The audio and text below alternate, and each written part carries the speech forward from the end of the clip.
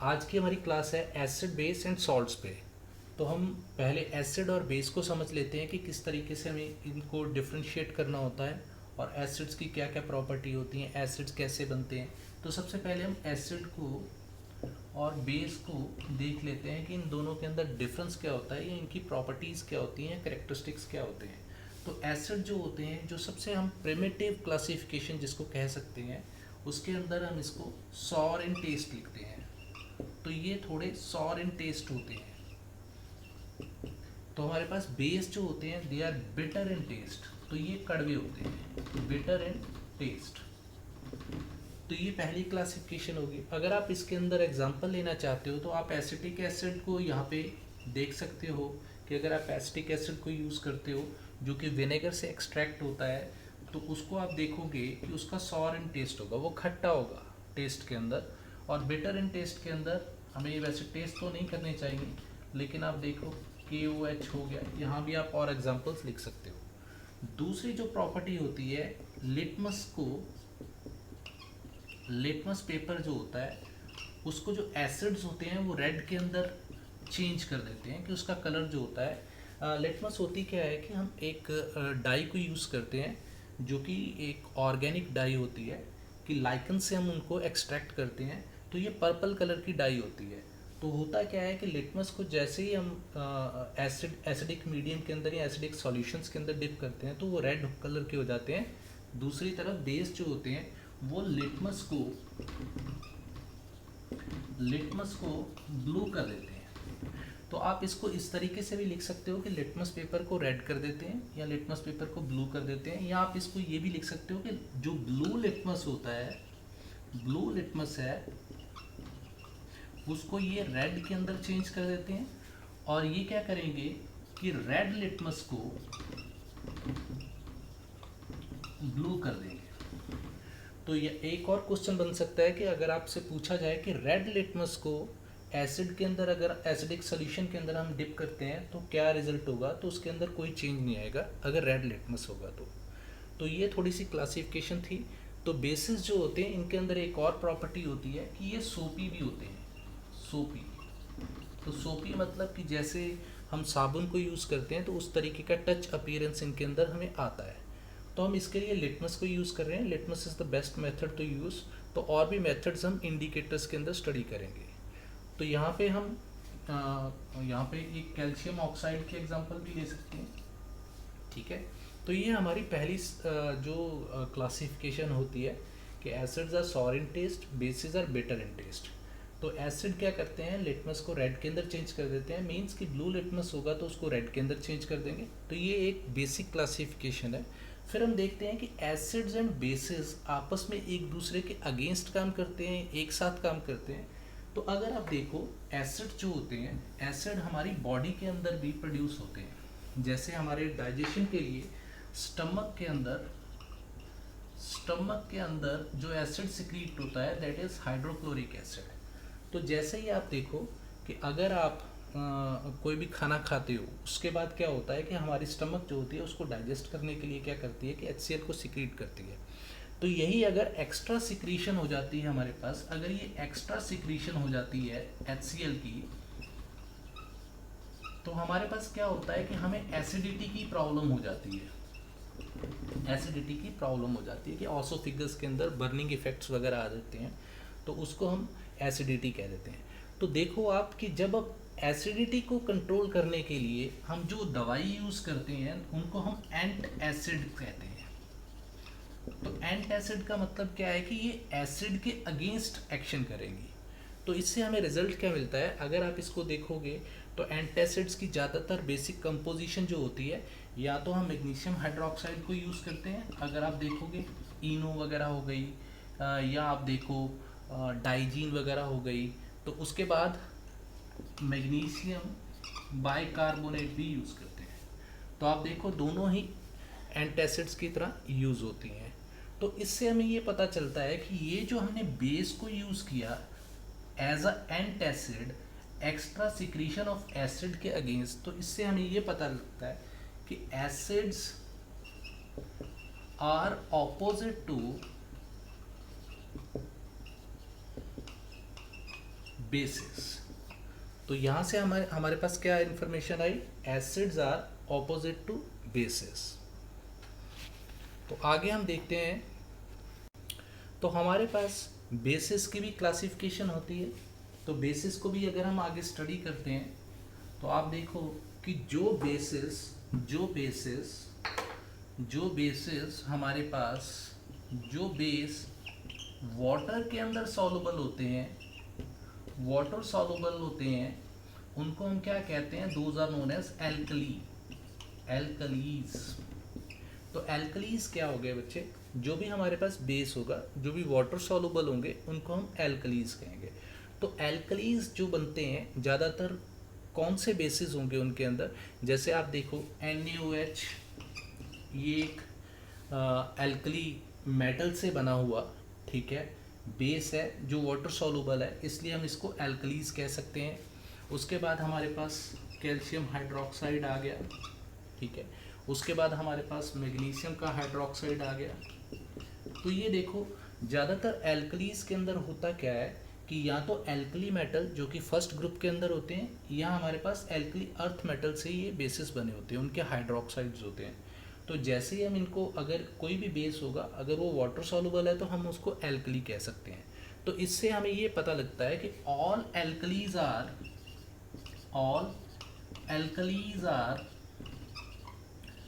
Are basis, लेकिन होगा क्या कि all bases are not alkali, all bases are not alkalis. तो यहाँ पे हमारे पास हम हर एल्कली को तो बेस कह सकते हैं, लेकिन हर बेस को हम एल्कली नहीं कह सकते। तो उसके बाद हम थोड़ा सा कि एसिड और बेसिस के ऊपर अगर हम चैप्टर को स्टडी कर रहे हैं तो हमें ये भी पता होना चाहिए कि एसिड को कैसे हम आइडेंटिफाई करेंगे। कि हमारे पास कोई भी दो सॉल्यूशंस पड़े हुए हैं, अगर हमारे पास दो सॉल्यूशंस पड़े हुए हैं तो हमें किस तरीके से पता चलेगा कि इसके अंदर एसिड है या इसके अंदर एसिड है। तो इसके लिए हम क्या यूज़ करते हैं, वी यूज़ इंडिकेटर्स। तो हमारे पास जो इंडिकेटर्स होते हैं बच्चे, वो बहुत हेल्पफुल होते हैं। तो इंडिकेटर्स को हम यूज़ किस लिए करते हैं, ताकि हम हम इस तरीके के केमिकल्स को यूज़ करते हैं ताकि हमें पता चल सके कि एसिडिक कौन से हैं और बेसिक कौन से हैं। तो इनको हम कई तरीके के होते हैं ये इंडिकेटर्स। तो इसके अंदर सबसे पहली जो टाइप आती है, those are known as virtual indicators.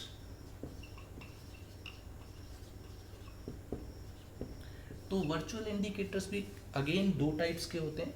एक को हम ऑर्गेनिक कह लेते हैं, ऑर्गेनिक होते हैं, तो एक इनऑर्गेनिक होते हैं। तो ऑर्गेनिक का तो आपको पता ही होगा कि सोर्स जो है दैट इज लिविंग।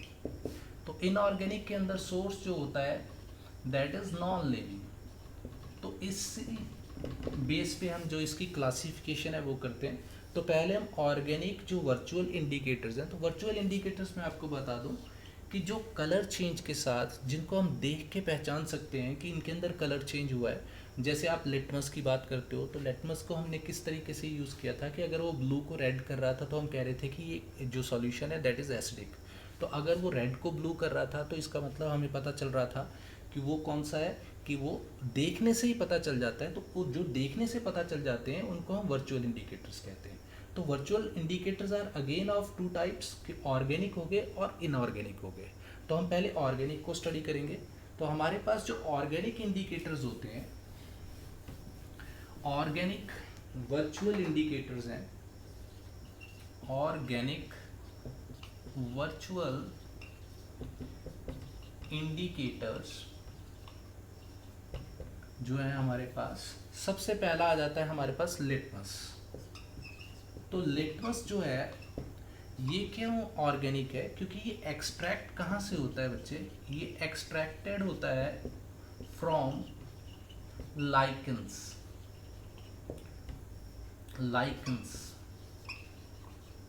तो ये लाइकेंस एक तरीके की हमारे पास प्लांट किंगडम के अंदर आते हैं। तो लाइकन से एक्सट्रैक्ट होने के कारण इसका सोर्स लिविंग हो जाता है। तो लिटमस जो है इसका हमने पहले ही स्टडी कर लिया है कि अगर लिटमस को हम एसिड के अंदर डालेंगे तो एसिड के अंदर ये क्या देगा, ये देगा रेड कलर, ठीक है। और अगर हम इसको बेस के अंदर डाल रहे हैं तो बेस के अंदर ये क्या देगा, ये ब्लू कलर देगा। तो हम साथ में ये भी स्टडी करते जाएंगे कि लिटमस किस तरीके से। तो लिटमस होता क्या है बच्चे, लिटमस एक तरीके की पर्पल डाई होती है, पर्पल डाई होती है जिसको हम यूज़ करते हैं। And this purple dye is extracted from lichens. तो लाइकेन प्लांट्स की टाइप है, इसलिए सोर्स इसका लिविंग हो गया। तो इसलिए हम इसको क्या कहेंगे, ऑर्गेनिक वर्चुअल इंडिकेटर। उसके बाद हम किसको यूज़ करते हैं बच्चे, रेड कैबेज को, रेड कैबेज। तो रेड कैबेज को भी हम यूज़ करते हैं एज अ वर्चुअल इंडिकेटर। तो रेड कैबेज के अंदर क्या होता है कि डीप रेड हो जाती है ये। अगर हम रेड कैबेज का सैंपल ले लेते हैं और हमारे पास जो भी अनआइडेंटिफाइड सैंपल है, सॉल्यूशन है, हमें पता करना है कि वो एसिडिक है या बेसिक है, तो हम उसको किस तरीके से देखेंगे कि रेड कैबेज के कांटेक्ट के अंदर आते ही अगर वो डीप रेड कलर की हो जाती है रेड कैबेज, तो डीप रेड कलर जो देता है ये देता है एसिडिक सॉल्यूशंस के अंदर, एसिडिक सॉल्यूशंस। तो अगर तो रेड कैबेज का कलर जो है वो हमारे पास डीप रेड आ जाता है तो हम कह लेंगे कि ये एसिडिक सॉल्यूशन है जो हमारे पास सैंपल है। तो अगर ये पर्पल आ जाता है,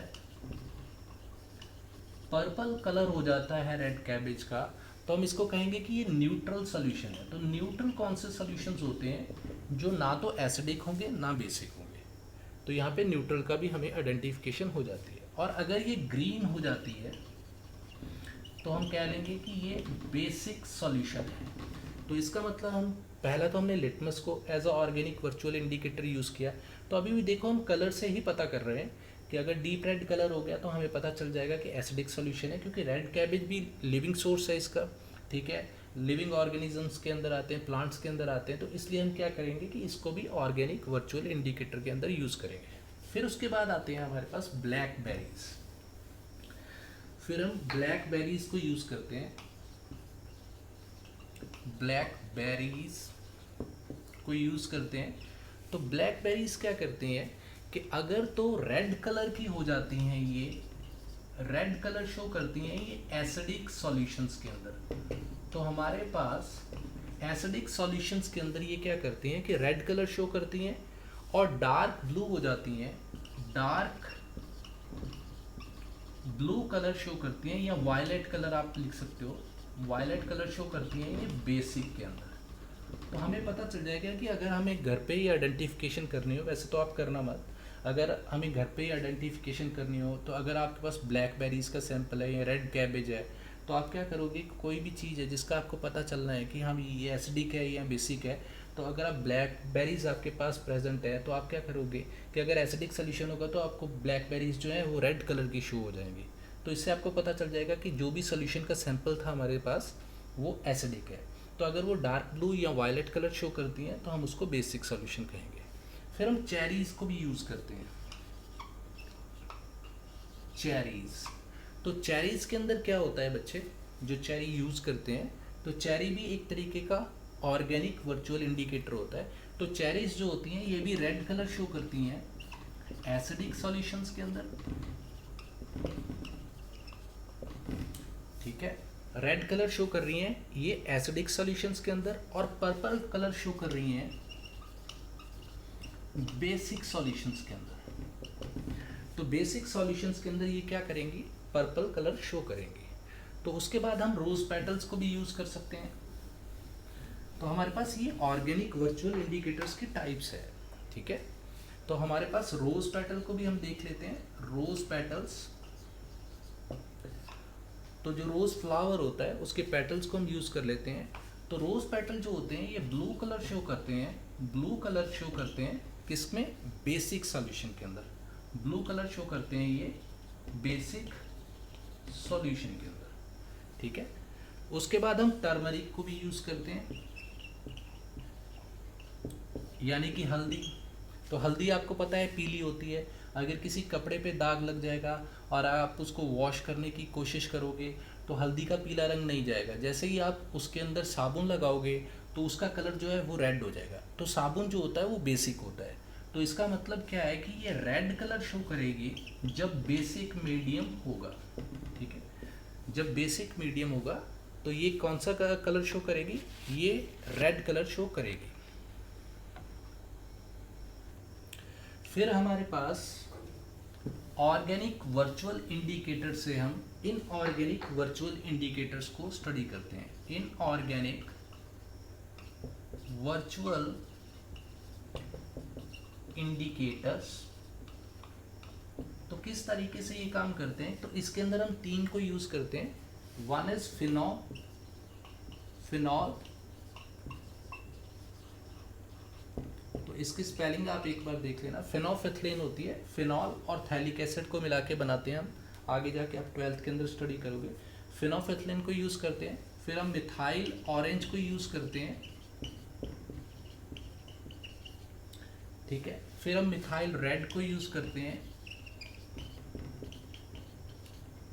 तो हमारे पास फिनोफिथिलीन जो होती है बच्चे, ये हम क्या करते हैं कि फॉर एग्जांपल एक हम एक्टिविटी भी साथ में कर लेते हैं। मान लो कि हमारे पास दो सैंपल हैं, वन इज ऑफ एसिड, तो एक के अंदर हमने क्या किया है, HCl ले लिया, तो एक के अंदर हमारे पास क्या है, NaOH है। तो होता क्या है कि फिनोफिथिलीन जो होती है वो एसिडिक मीडियम के अंदर कलरलेस होती है, तो बेसिक मीडियम के अंदर ये पिंक कलर देती है।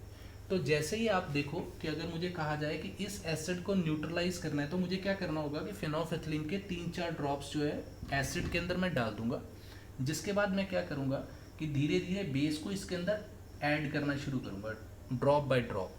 तो जैसे ही मैं बेस को ऐड करता जाऊंगा तो एक टाइम ऐसा आ जाएगा कि जब ये HCl जो है बिल्कुल न्यूट्रलाइज हो जाएगा। तो जैसे ही एसिड न्यूट्रलाइज हो जाएगा बाय अ बेस, तो न्यूट्रलाइजेशन का एक प्रोसेस होता है, वो भी आप स्टडी करोगे। तो न्यूट्रलाइजेशन जैसे ही हो जाएगी और फर्दर एक भी ड्रॉप अगर NaOH का गिरेगा इसके अंदर, तो हमारे पास कौन सा कलर उसी टाइम पे आ जाएगा, क्योंकि फिनोफिथिलीन जो होती है ये क्या करती है, पिंक हो जाती है, पिंक कलर शो करती है बेसिक मीडियम। तो जैसे ही हमारा एसिड न्यूट्रलाइज होगा पहले, तब तक कोई कलर नहीं शो होगा, लेकिन जैसे ही बेस की क्वांटिटी एसिड से ज़्यादा हो जाएगी तो उसी टाइम पे ये पिंक कलर हो जाएगा। तो हम उसी टाइम एडिशन ऑफ NaOH को बंद कर देंगे, तो हमें पता चल जाएगा कि ये जो कम्प्लीटली एसिड जो था वो कम्प्लीटली न्यूट्रलाइज हो गया। तो इस तरीके से हम वर्चुअल इंडिकेटर्स को यूज़ करते हैं न्यूट्रलाइजेशन के अंदर भी। तो दूसरा देखो आप, फिनोफिथिलीन पिंक हो गई बेसिक मीडियम के अंदर और कलरलेस होगी ये किसके अंदर, एसिडिक मीडियम के अंदर। तो हमारे पास क्या हुआ, फिनोफिथिलीन एक तरीके का इनऑर्गेनिक वर्चुअल इंडिकेटर है, जो कि हमारे पास क्या कर रहा है, एसिडिक मीडियम के अंदर कलरलेस है और पिंक है बेसिक मीडियम के अंदर। दूसरा हमारे पास आ जाता है मिथाइल ऑरेंज। तो मिथाइल ऑरेंज जो होता है that is pink in acidic medium, acidic medium के अंदर ये पिंक हो जाएगा, और बेसिक मीडियम के अंदर मिथाइल ऑरेंज जो होता है ये येलो हो जाएगा, येलो हो जाएगा बेसिक के अंदर। फिर आता है हमारे पास मिथाइल रेड। तो मिथाइल रेड भी एक तरीके का इनऑर्गेनिक वर्चुअल इंडिकेटर होता है। तो आपके सिलेबस के अंदर इसका एसिडिक मीडियम के अंदर दिया हुआ है। तो ये दो कलर शो करता है बच्चे, रेड। तो रेड हो जाएगा, ये रेड हो जाएगा किसके अंदर, एसिडिक मीडियम के अंदर। वैसे तो ये दो कलर शो करता है कि मॉडरेट एसिड्स के साथ डिफरेंट और जो स्ट्रॉन्ग एसिड्स होते हैं उनके साथ डिफरेंट। तो आप यहाँ पे रेड ही लिख लो, क्योंकि रेड कलर शो करता है ये एसिडिक मीडियम के अंदर। फिर हमारे पास जो इंडिकेटर्स की टाइप आती है दैट इज ऑल्फैक्टरी इंडिकेटर्स। तो हमने अभी तक देखने वाले सारे जो हमने ऑर्गेनिक और इनऑर्गेनिक वर्चुअल इंडिकेटर्स को स्टडी किया, तो अब हम स्टडी करेंगे ऑल्फैक्टरी इंडिकेटर्स को।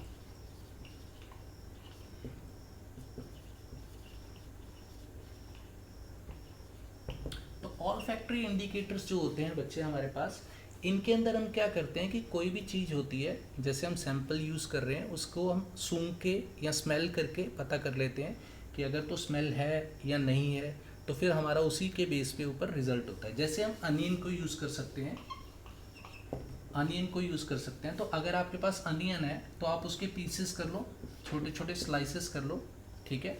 उसके बाद क्या करो कि दो कपड़े की जिनके अंदर से स्मेल नहीं हो, स्मेल ना हो जिस कपड़े के अंदर, वैसे 2-3 स्ट्रिप्स ले लो और इनको एक लिफाफे के अंदर पैक कर दो, पॉली बैग के अंदर पैक कर दो, ताकि एयर टाइट कंटेनर हो जाए, एयर टाइट टाइप हो जाए एनवायरनमेंट। तो अब क्या होगा कि ये तो हमारे पास अनियन के पीसेस थे जो हमने स्लाइसेस कट किए थे, तो अनियन का जो स्मेल होगी वो इसके अंदर चली जाएगी, ठीक है। तो अब आप जैसे ही आप इसको बाद में ओपन करोगे तो फिर आप इन स्ट्रिप्स को, जो क्लॉथ की स्ट्रिप्स हैं, इनको आप अब क्या करोगे कि एक के ऊपर एसिड डालोगे, एसिड के अंदर सोक करोगे, और दूसरे के ऊपर बेस डालोगे, तो अब हमारे पास रिजल्ट आएगा। तो एसिड के अंदर क्या होगा कि अनियन की स्मेल आपको देखने को मिलेगी, मतलब देखने को नहीं, आपको स्मेल करने में मिलेगी। तो अनियन स्मेल जो होगी वो रिमेन करेगी। लेकिन बेसिक मीडियम के अंदर क्या होगा कि अनियन की जो स्मेल होगी, अनियन की जो स्मेल है वो वैनिश हो जाएगी। तो हमारे पास क्या हुआ कि अगर हम अनियन को यूज़ कर रहे हैं, तो अनियन के साथ क्या होगा कि अगर तो हमारे पास बेसिक मीडियम होगा तो हमारे पास स्मेल जो है वैनिश हो जाएगी, और अगर हमारे पास बेसिक मीडियम है तो स्मेल वैनिश हो जाएगी, और अगर हमारे पास एसिडिक मीडियम है तो अनियन की स्मेल रहेगी। फिर हमारे पास आता है बच्चे वनीला एसेंस। वनीला एसेंस, ठीक है। तो वनीला एसेंस के अंदर भी जैसे हमने अनियन को यूज़ किया था, उसी तरीके से आप क्या करोगे कि वनीला की प्रेजेंस के अंदर दो क्लॉथ की स्ट्रिप्स को रख लोगे, तो होगा क्या कि इस क्लॉथ की स्ट्रिप के अंदर भी वनीला का स्मेल आनी शुरू हो जाएगी या उसकी फ्रेग्रेंस आ जाएगी। तो उसके बाद आप फिर स्ट्रिप्स को यूज़ करोगे, तो अगर आप एसिड डालोगे तो वनीला की स्मेल जो होगी, वनीला का जो एसेंस है वो स्मेल नहीं लिख सकते, वनीला का जो एसेंस होगा वो आपको मिलेगा एसिड के अंदर। लेकिन बेस के अंदर जो होगा, वनीला का एसेंस जो होगा वो वैनिश हो जाएगा। तो इस तरीके से हम वनीला एसेंस को भी यूज़ कर सकते हैं, वनीला की खुशबू को यूज़ कर सकते हैं हम, कि वो अगर तो स्ट्रिप में से चली गई तो हमारे पास जो भी सोल्यूशन है जिसके कांटेक्ट के अंदर हम उस वनीला एसेंस के अंदर सोक किया हुआ हमारे पास जो क्लॉथ का स्ट्रिप था, अगर उसके ऊपर बेस डाला तो वनीला की एसेंस ख़त्म हो जाएगी, ठीक है। तो अगर एसिड डालेंगे तो वनीला की स्मेल जो खुशबू है वो नहीं जाएगी। तो इससे हमें पता चल जाता है। फिर इसी तरीके से हम क्लोव ऑयल को भी यूज़ करते हैं, क्लोव ऑयल को भी यूज़ करते हैं। तो हम क्या करते हैं कि क्लोव ऑयल को भी ले लेते हैं, लौंग के तेल को, क्लोव ऑयल को भी यूज़ करते हैं। तो उसी तरीके से हम क्या करते हैं कि क्लोव ऑयल की प्रेजेंस के अंदर हम क्या करते हैं कि दो स्ट्रिप्स को रख देते हैं, तो आपको भी पता है कि लौंग की खुशबू इनके अंदर आ जाएगी। तो फिर आप क्या करोगे कि इनको बाद में निकालोगे और यूज़ करोगे। जो भी हमारे पास सोल्यूशन का सैंपल है, एक के ऊपर आप एक जो स्ट्रिप होगी उसके ऊपर आप एसिड को डालोगे, तो आपको दिखेगा कि क्लोव ऑयल की जो स्मेल है, क्लोव ऑयल की स्मेल है जो वो रिमेन करेगी। लेकिन बेसिक मीडियम के अंदर जो क्लोव ऑयल की स्मेल होगी वो वैनिश हो जाएगी। तो हमारे पास ये ऑल्फैक्टरी इंडिकेटर्स होते हैं। उसके बाद बच्चे हमारे पास देखो, हमने आज क्या स्टडी किया है, अभी स्टडी कर ही रहे हैं कि पहले तो हमने क्या किया, एसिड और बेसिस की प्रिमिटिव सी क्लासिफिकेशन की है। अभी ज़्यादा डिटेल में नहीं हमने पढ़ा, ठीक है। लिटमस का क्या रिजल्ट है, एसिड का टेस्ट कैसा होगा, सॉर इन टेस्ट होते हैं, बेसिस बिटर इन टेस्ट होते हैं। फिर हमने बेसिस को आगे क्लासीफाई किया, हमें पता चला कि acids are opposite to bases. फिर हमने स्टडी किया कि बेसिस जो कि वाटर सॉल्युबल होते हैं उनको हम एल्कलीज कह देते हैं, एल्कलीज की एग्जांपल्स की हमने। उसके बाद हमने क्या किया कि इंडिकेटर्स को यूज़ किया। इंडिकेटर्स कौन से टाइप के होते हैं, वर्चुअल इंडिकेटर्स होते हैं। वर्चुअल इंडिकेटर्स आगे ऑर्गेनिक वर्चुअल इंडिकेटर्स हो जाते हैं, इनऑर्गेनिक वर्चुअल इंडिकेटर्स हो जाते हैं। ऑर्गेनिक वर्चुअल इंडिकेटर्स के अंदर भी हमने डिटेल्ड स्टडी की है 1 by 1। उसी तरीके से बाद में इनऑर्गेनिक वर्चुअल इंडिकेटर्स को स्टडी किया। फिर हमने 3 ऑल्फैक्टरी इंडिकेटर्स को भी स्टडी किया। तो अब हम पढ़ते हैं कि एसिड्स की डिटेल स्टडी क्या होती है। तो अब हम एसिड्स को थोड़ा डिटेल के अंदर स्टडी करेंगे। तो जैसे ही हम एसिड्स को डिटेल स्टडी करना शुरू करते हैं बच्चे, तो एसिड्स की भी 2 टाइप्स बन जाती हैं, ठीक है। वन इज मिनरल एसिड्स, और दूसरे हमारे पास फिर ऑर्गेनिक एसिड्स आ जाते हैं। तो तो इसका मतलब एसिड जो कि नॉन लिविंग सोर्स से बने होंगे उनको हम मिनरल एसिड्स कह देंगे या इनऑर्गेनिक एसिड्स भी कह देंगे। तो ये काफ़ी इम्पॉर्टेंट टॉपिक है। ऑर्गेनिक एसिड जो होंगे वो भी सोर्स जो होगा लिविंग होगा, जो भी लिविंग ऑर्गेनिज्म से एसिड्स बनेंगे उनको हम ऑर्गेनिक एसिड्स कह देंगे। ठीक है, तो हम सबसे पहले मिनरल एसिड्स को करते हैं। तो मिनरल एसिड्स जो होते हैं ये अंडर द क्रस्ट जो ओर्स हों या मिनरल्स होंगे उनसे जो बनते हैं उनको हम क्या कह देते हैं, मिनरल एसिड्स।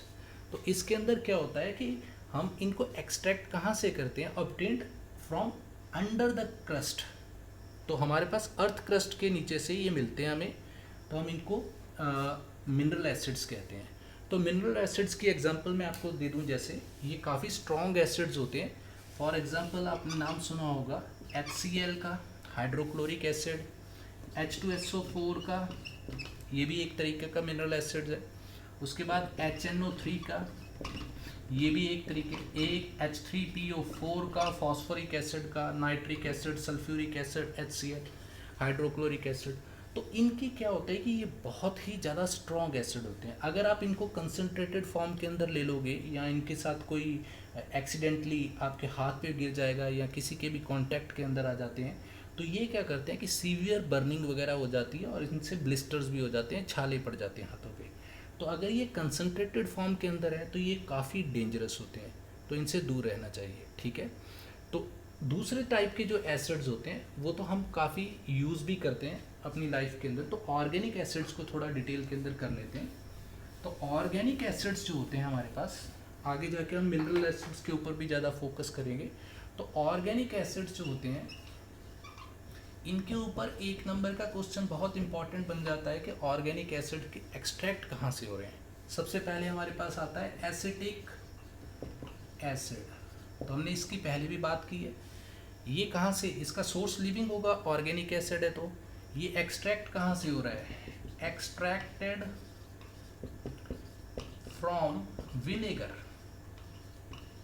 तो सिरके से मिलता है हमें ये। ठीक है, दूसरा आ गया हमारा लैक्टिक एसिड।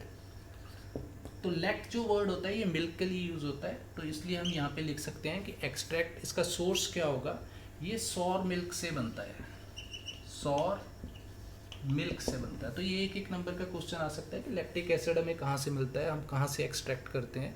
तो लैक्टिक एसिड को हम एक्सट्रैक्ट करते हैं सौर मिल्क से, खट्टा हुआ जो मिल्क होता है, दूध जो होता है। ठीक है, उसके बाद हमारे पास आ गया मैलिक एसिड।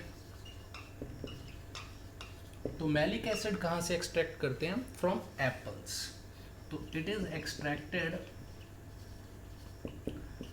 From apples. तो एप्पल से हम इनको एक्सट्रैक्ट करते हैं, हम इनको एप्पल से। तो फिर हमारे पास आ जाता है बच्चे ब्यूटायरिक एसिड। ब्यूटायरिक एसिड, तो ब्यूटायरिक एसिड का सोर्स क्या होता है कि रेंसिड बटर। तो रेंसिड आपने पढ़ा ही है, रेंसिड बटर से ये बनता है। तो रेंसिड तो आपको पता ही कि अगर किसी भी चीज़ की ऑक्सीडेशन, ऑयल या फैट की ऑक्सीडेशन होती है तो उसको हम रेंसिडिटी कहते हैं। तो जो बटर थोड़ा ख़राब हो जाता है, ऑक्सीडेशन हो जाती है, तो उसको हम रेंसिड बटर कह देंगे। फिर हमारे पास यूरिक एसिड। यूरिक एसिड जो होता है ये यूरिन वगैरह, यूरिन के अंदर से एक्सट्रैक्ट किया जा सकता है। ठीक है, तो ये हमारी बॉडी के अंदर भी प्रेजेंट होता है, लेकिन ज़्यादा अमाउंट में प्रेजेंट होने के कारण क्या होता है कि कई बार परेशानी हो जाती है और कई जो पीपल हैं उनको ये इनकी मेडिसिन भी लेनी पड़ती है ताकि और उनके अंदर यूरिक एसिड कम हो। फिर हम क्या करते हैं, फिर हमारे पास आता है अमाइनो एसिड। तो amino acid one of the beneficial acid है बच्चे, अमाइनो एसिड। तो ये प्रोटीन्स के अंदर प्रेजेंट होता है, प्रोटीन से मिलता है। तो प्रोटीन की बेसिक यूनिट ही अमाइनो एसिड होती है कि एक अमाइनो एसिड दूसरे अमाइनो एसिड से जुड़ के फिर 3 जुड़ गए, फिर 4 जुड़ गए, और ऐसे लाखों करोड़ों अरबों जुड़ जाते हैं अमाइनो एसिड। और फिर क्या होता है कि एक अमाइनो एसिड की पॉलीपेप्टाइड चेन बन जाती है, फिर दूसरी आ जाती है, फिर वो मिलके प्रोटीन्स को फॉर्म करते हैं। तो इसलिए हमारे पास प्रोटीन की जो बेसिक यूनिट होती है दैट इज़ अमाइनो एसिड, ठीक है। और इसका मैं आपको फार्मूला भी लिख देता हूँ, NH2C, और यहाँ पे कोई भी ग्रुप होगा, 20 तरीके के अमाइनो एसिड्स होते हैं, और यहाँ पे COOH में सिंपल लिख देता हूँ, क्योंकि ये आगे जाके 12th के अंदर आपके लिए बहुत इंपॉर्टेंट होता है, तो आपको प्रोटीन्स की स्टडी करनी पड़ेगी। फिर हमारे पास आता है सिट्रिक एसिड। सिट्रिक एसिड क्या होता है? सिट्रिक एसिड का सोर्स जो होता है सिट्रस फ्रूट्स, जैसे नींबू हो गए, गलगल, ऐसे सिट्रस फ्रूट्स जो होते हैं, नींबू, संतरा, सब सिट्रस वैरायटी के अंदर आते हैं, ठीक है। फिर हमारे पास आता है tartaric acid. It is also an organic acid. तो इसका सोर्स क्या होगा? टार्टारिक एसिड हम एक्सट्रैक्ट करते हैं इमली से, इमली जिसको हम टैमरेड कह देते हैं, टैमरेड, ठीक है, टैमरेड से बनता है। उसके बाद हमारे पास आता है ऑलिक एसिड। ऑलिक एसिड का सोर्स जो होता है that is olive oil, olive oil से एक्सट्रैक्ट किया जाता है। उसके बाद हमारे पास आ जाता है स्टरिक एसिड।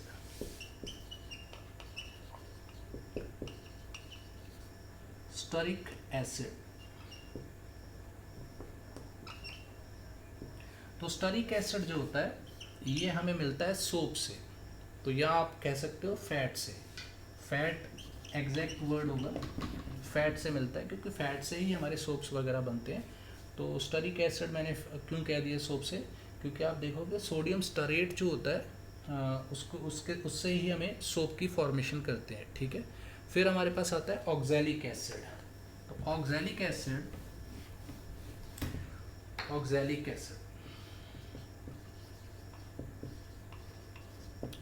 ऑक्सैलिक एसिड कहाँ से मिलता है हमें? It is extracted from tomatoes, टमाटर से मिलता है हमें, ठीक है। उसके बाद हमारे पास आता है फॉर्मिक एसिड। तो ये क्या होता है कि ये स्टिंग होता है, जो डंक होता है रेड एंट का, स्टिंग ऑफ रेड एंट, ठीक है, फॉर्मिका। तो हमारे पास जो डंक होता है लाल चींटी का, ठीक है, उसके अंदर से जो मिलता है। तो इनके अंदर इस तरीके से 1 नंबर का क्वेश्चन भी आ सकता है कि ऑक्सैलिक एसिड किससे बनते हैं, एक्सट्रैक्ट कहाँ से होते हैं। या एक और क्वेश्चन बन सकता है, जैसे आप देखो बेंजोइक एसिड है, तो बेंजोइक एसिड के ऊपर क्वेश्चन आ सकता है कि इसको हम यूज़ कैसे करते हैं।